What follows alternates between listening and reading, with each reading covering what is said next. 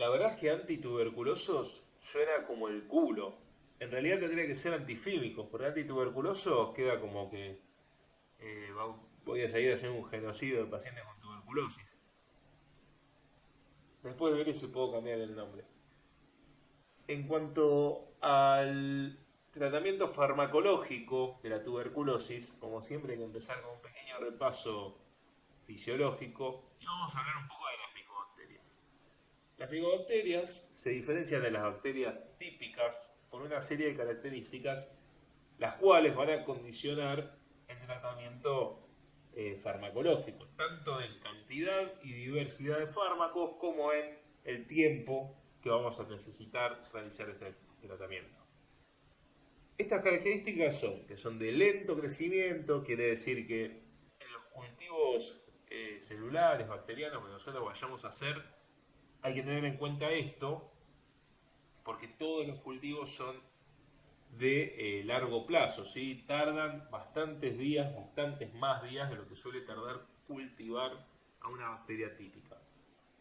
Después, la pared celular es diferente a la de las bacterias típicas y esto radica fundamentalmente en la presencia de ácido micólico, que va a ser el blanco de acción de algunos de los fármacos que vamos a ver en un ratito.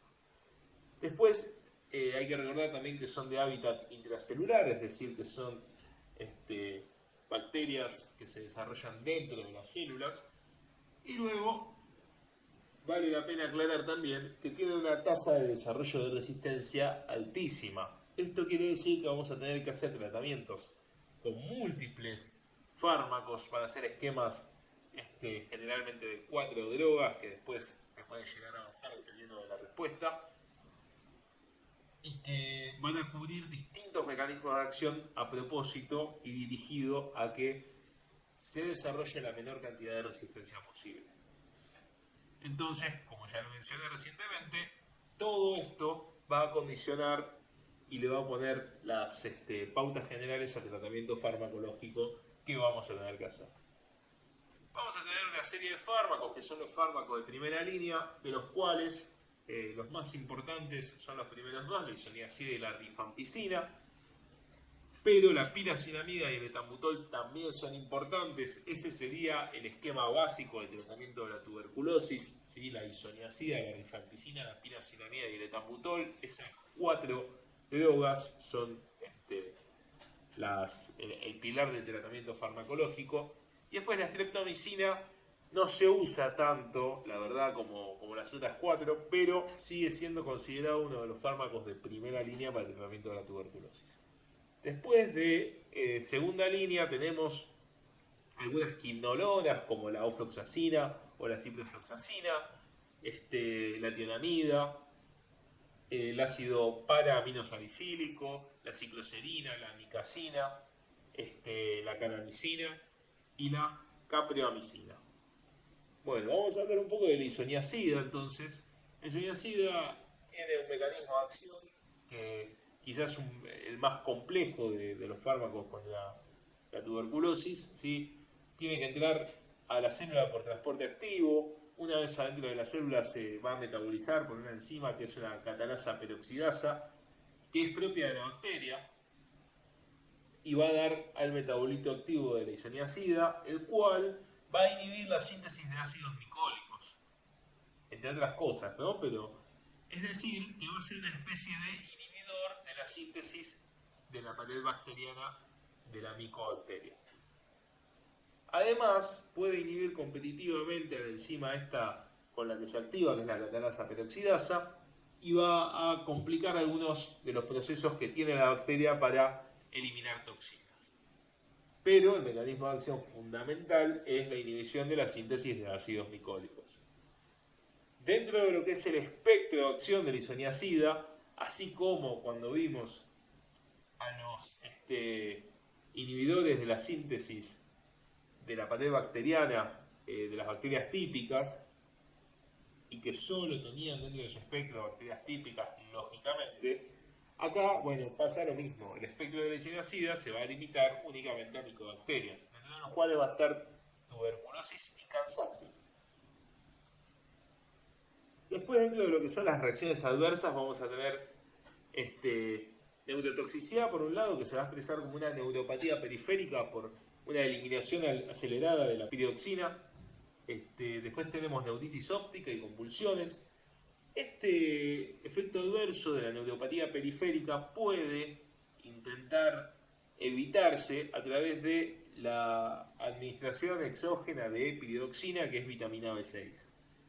Después, otro efecto adverso bastante frecuente que tiene la isoniazida es la hepatotoxicidad, que puede ser una hepatotoxicidad inespecífica, como la mayoría de fármacos que producen hepatotoxicidad, o de tipo específica, que es la llamada necrosis en puente que genera la isoniazida y que suele aparecer entre las 4 y 8 semanas de iniciar el tratamiento. Después tenemos a la rifampicina, que en su farmacodinámica es la única de las 4 drogas patrón que no actúa sobre la síntesis de ácido micólico, sino que lo hace sobre la ARN polimerasa, se une a la ARN polimerasa dependiente de ADN bacteriano en su unidad beta de la ARN polimerasa e inhibe la iniciación de la transcripción de ADN. El espectro que va a tener va a ser de micobacterias, por un lado, dentro de las que van a estar tuberculosis, leprae, Kansasi y avium, y después va a tener algunas bacterias típicas también dentro de su espectro, dentro de las que están gram positivas, como por ejemplo algunos estafilococos, que incluye también al estafilococo meticilino resistente, ¿sí? Y algunos estreptococos también en general son muy sensibles. Y después también bacterias gram negativas como Pseudomonas, Escherichia coli, Klebsiella, Proteus, Haemophilus influenzae y Neisseria meningitidis. Pese a tener este espectro tan amplio de acción, no es un fármaco que suela utilizarse para infecciones que no sean infecciones por Mycobacterium tuberculosis. Es muy raro que uno opte por usar rifampicina en un paciente con, por ejemplo, una infección con una E. coli, siempre y cuando sea resistente a las primeras líneas de tratamiento para esta infección. Dentro de los efectos adversos de la rifampicina vamos a tener a la hepatotoxicidad en primera línea, después a la coloración de secreciones. Este es muy frecuente y es quizá el que más llama la atención. Las secreciones se coloran de un anaranjado, ¿sí? Todas, desde las lágrimas hasta la orina. Después un síndrome pseudogripal, que la verdad que es un efecto adverso bastante leve, pero que bueno, puede ser desagradable para el paciente. Y por último la nefrotoxicidad. Es una droga que es muy teratogénica, así que a la hora de dar un tratamiento farmacológico contra la tuberculosis a una mujer de edad fértil, siempre hay que recordar que tiene que utilizar durante el tratamiento 2 métodos anticonceptivos precisamente para no entorpecer el tratamiento teniendo que suspenderlo o eliminar fármacos por la teratogenicidad que puedan tener. Después está la piracinamida. La piracinamida tiene un mecanismo de acción que es esencialmente desconocido, pero se cree que inhibe la expresión de un gen que es el que se encargaría de expresar la síntesis de una enzima que es la ácido graso sintetasa 1, que es clave para la síntesis de ácido micólico. Y dentro de sus efectos adversos vamos a encontrar hepatotoxicidad e hiperuricemia como los más característicos. Ahora, es interesante que los últimos 3 fármacos que mencionamos, tanto la isoniazida como la rifampicina, como la piracinamida, tienen como efecto adverso característico la hepatotoxicidad. Es por eso que la regla para recordar los fármacos hepatotóxicos de la tuberculosis o el tratamiento de la tuberculosis es RIP, R-I-P. Y dentro de estos fármacos, la que generalmente más se suele asociar a hepatotoxicidad es la piracinamida. Por último tenemos al etambutol, que el etambutol tiene una farmacodinámica que nuevamente va a atacar a la síntesis de la pared bacteriana y puntualmente al ácido micólico. Esta es inhibir a la enzima arabinosil transferasa, la cual se va a encargar de incorporar al ácido micólico en la pared bacteriana. Y luego el espectro obviamente va a verse limitado a micobacterias, las cuales son tuberculosis, Kansasi y avium. Dentro de los efectos adversos vamos a tener como característicos a la neuritis óptica y a la hiperuricemia. Es la única que no es hepatotóxica, como dijimos recién. Entonces, vamos a hacer una pequeña generalidad del tratamiento farmacológico. El tratamiento se realiza, digamos, de forma básica y sin mediar complicaciones con 4 drogas por 2 meses y luego los últimos 4 meses son 2 drogas nada más. Los primeros 2 meses de tratamiento van a ser con las 4 drogas básicas de primera línea, es decir, la isoniazida, la rifampicina, la piracinamida y el etambutol.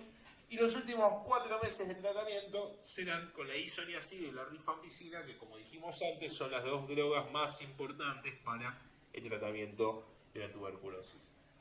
Después en lo que son los controles, obviamente al haber tanto fármaco hepatotóxico, uno de los controles más importantes que uno tiene que hacer es el de seguir las enzimas hepáticas, ¿sí? La GOT y la GPT. Este seguimiento que se tiene que hacer con bastante periodicidad al principio del tratamiento puede condicionar que tengamos que hacer alguna que otra pequeña alteración.